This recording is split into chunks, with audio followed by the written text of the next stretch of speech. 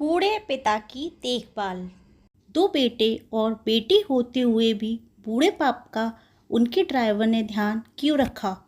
अरे रोशन, अगले सप्ताह में हम यूरोप टूर पर जा रहे हैं।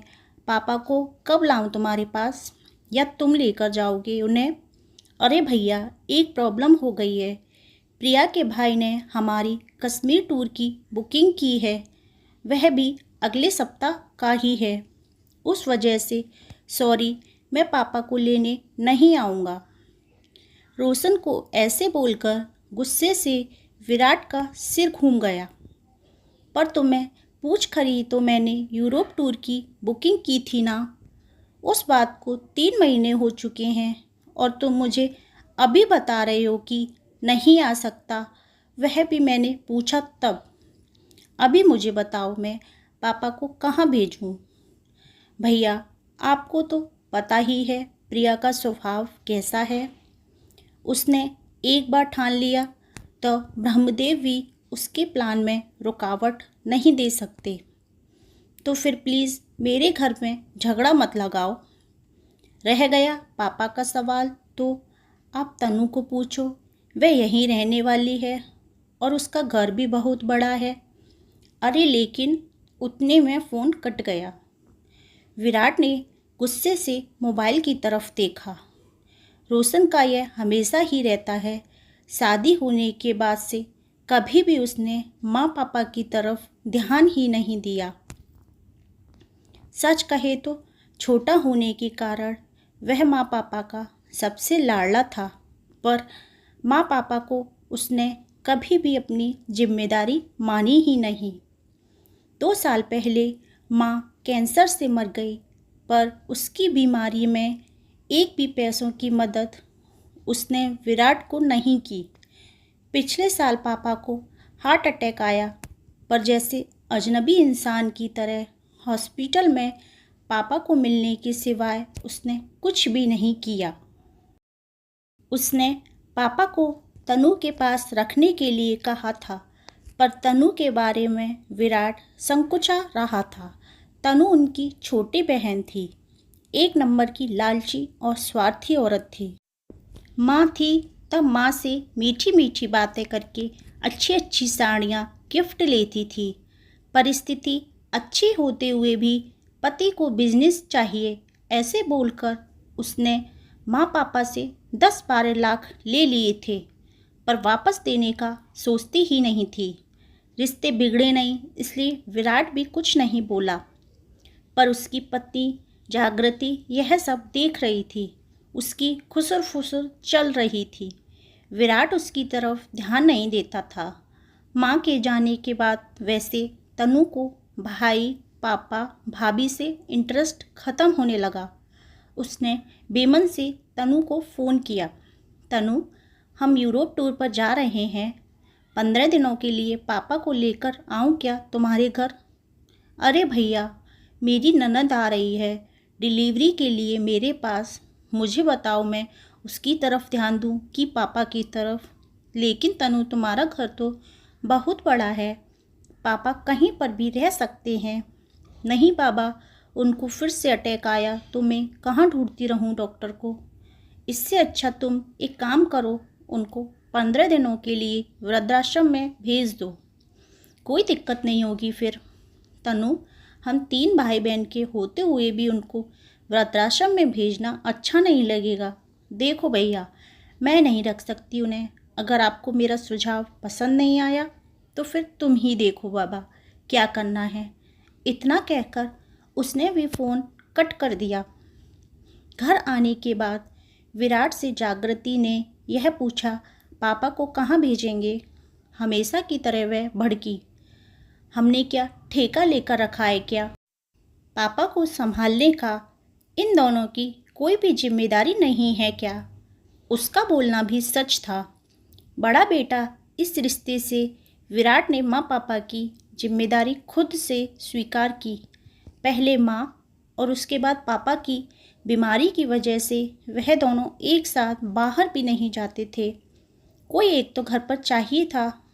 इस बार रोशन पापा को संभालने के लिए तैयार था, इसीलिए उन दोनों ने यूरोप टूर की बुकिंग की थी। हनीमून के बाद पहली बार दोनों और बच्चे एक साथ ट्रिप पर जाने वाले थे। ट्रिप के सब पैसे दिए गए थे और आज अचानक रोशन ने मना कर दिया। वह सुनकर जागृति रोने लगी। विराट ने उसे समझाने की बहुत कोशिश की पर वह मानने के लिए तैयार ही नहीं थी। मुझे कुछ नहीं पता, कुछ भी करो, हम ट्रिप पर जाएंगे ही जाएंगे। पापा को पोता पोती से सब बातें मालूम पड़ी। वह विराट को बोले, अरे क्यों इतनी टेंशन ले रहे हो तुम? रहूँगा मैं अकेला, जाओ तुम सब। ऐसा क्यों बोल रहे हो पापा? आपको एक अटैक आ चुका है।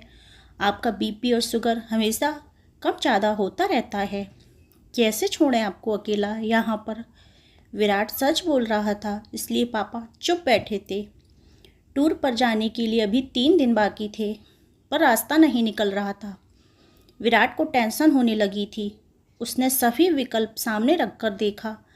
अंत में खुद की टूर कैंसिल करके जागृति और बच्चों को टूर को भेज देना ही उसे सही विकल्प लगा। जागृति का गुस्सा और 2 लाख का नुकसान भी होने वाला था, पर उसके पास ऐसा करने के अलावा कोई दूसरा रास्ता नहीं बचा था। अंत में उसने अपना निर्णय पक्का किया और जागृति को फ़ोन करके सूचना दी। वह तो रोने लगी, पर उसे समझाने के बजाय फ़ोन काट दिया। बाद में ड्राइवर को फ़ोन करके तैयार होने के लिए कहा और वह ऑफिस के बाहर आकर गाड़ी में बैठ गया। गाड़ी ट्रैवल एजेंसी की तरफ ले जाने को कहा। बहुत टेंशन में दिख रहे हो साहब, उसके ड्राइवर जगन ने उसे पूछा। फिर विराट ने सब बातें उसे बताई। वह सुनने के बाद वह बोला, अरे साहब, फिर तुम ट्रिप क्यों कैंसिल करते हो? साहब, मैं मेरे घर लेकर जाता हूँ बड़े साहब को। नहीं नहीं, क्यों तुम्हारी फैमिली को परेशान करना? पापा की ज़्यादा देखभाल करनी पड़ती है। उनकी दवाइयों का, खाने पीने का वक्त देखना पड़ता है। अरे साहब, उसमें क्या है, हम भी अपने पिताजी का करते हैं ना। उनका भी बाईपास हुआ है, आपको भी पता है ये सब। मेरे पिताजी बड़े साहब को पहचानते हैं, दोनों की अच्छी दोस्ती हो जाएगी। देखो, वह कुछ नहीं, मैं बड़े साहब को लेकर जाऊंगा। एक ड्राइवर के घर पापा को भेजना विराट को कुछ अच्छा नहीं लगा, लेकिन ड्राइवर का हट देखकर उसने पापा को ही पूछकर फैसला लेना सही समझा। ठीक है, चलो गाड़ी घुमाओ, हम पापा को भी पूछते हैं। वह रेडी हो जाए तो मुझे उसमें कोई हरकत नहीं है। जगन बहुत खुश हुआ। घर जाकर उसने बड़े साहब से पूछा। वह बोले, जगन के परिवार को कोई दिक्कत नहीं होगी तो मैं जाने के लिए तैयार हूँ। जगन ने तुरंत घर का फ़ोन लगाया। बोलना ख़त्म होने पर वह खुशी से बोला, सब तैयार हैं। मेरे पिताजी को बहुत आनंद हुआ है। टूर के दिन जगन बड़े साहब को लेकर उसके घर ले गया। बाद में उसने विराट और परिवार को एयरपोर्ट पर छोड़ आया। घर जाते वक्त उसने विराट को विश्वास दिलाया, चिंता मत करो साहब, बड़े साहब एकदम आराम से रहेंगे। टूर के दौरान भी विराट उसके पापा को फ़ोन करके हालचाल पूछता रहता था। उनका हमेशा एक ही उत्तर रहता था, चिंता मत करो, मैं यहाँ पर ठीक हूँ। 16वां दिन जगन उनको लेने के लिए एयरपोर्ट पर गया। विराट ने पापा की पूछताछ की। मज़े में हैं बड़े साहब, बहुत कमाल की दोनों बूढ़ों ने, जगन बोल रहा था। वह सुबह उठकर मॉर्निंग वॉक पर जाते थे, फिर दिन भर पत्ते और शतरंज का खेल खेलते थे, फिर शाम को मंदिर में जाकर भजन कीर्तन सुनते। उनकी तरह ज्येष्ठ नागरिक के साथ चौपाटी पर बैठकर बातें करते थे। 3 दिन पहले बड़े साहब को थोड़ा बुखार आया था, शुगर भी थोड़ी बढ़ गई थी, फिर उनको अस्पताल लेकर गया। अभी वो एकदम ओके हैं। हमें छोड़ने के बाद लेकर आना पापा को घर पर, एक दिन रहने दो ना साहब, उनको बीमारी की वजह से उनकी मेहमान नवाजी करना रह गया। अरे अभी क्यों करनी मेहमान नवाजी, इतने दिनों तक तुमने उन्हें संभाला, वह क्या कम है? ऐसा क्यों करते हो साहब, अपने घर आने वाले मेहमान को मेहमान नवाजी किए बिना कैसे भेजें? और यह मैंने संभाला, ऐसे मत बोलो, मैंने कुछ ज़्यादा नहीं किया। बड़े साहब ही अच्छे से रहे हमारे घर। अच्छा बाबा, ऐसे बोलकर विराट ने उसे हाँ कहा। दूसरे दिन शाम को पापा घर आए। वह बहुत खुश थे। उनके हाथ में एक थैली थी, पैंट शर्ट का कपड़ा, टॉवल, टोपी थी। वह देखकर विराट बोला, अरे इसकी क्या ज़रूरत थी गगन? नहीं, कैसे साहब? बड़े साहब को ऐसे ही भेज देता मैं। उतने में जागृति ने विराट को अंदर बुलाया और कहा, सुनो जी, उसका एहसान मत रखो, 5-10 हज़ार उसे दे दो। विराट को वो सही लगा। जगन के घर जाकर उसने 10,000 रुपये उसके हाथों में दिए। जगन ने उसकी तरफ आश्चर्य में देखा। फिर वह 10,000 उसके जेब में रख दिए और बोला, यह क्या है साहब? अरे पिता को संभालने का कोई पैसा लेता है क्या भला? और हाँ, आगे भी कभी ऐसा प्रसंग आया तो बड़े साहब को बिंदास मेरे पास भेजना। विराट का मन भर आया। उसने जगन को गले लगा लिया। 3-4 दिनों बाद रोशन और तन्नू का फ़ोन आया। टूर कैंसिल किया था या फिर पापा को वृद्धाश्रम में रखा था, ऐसा पूछ रहे थे दोनों।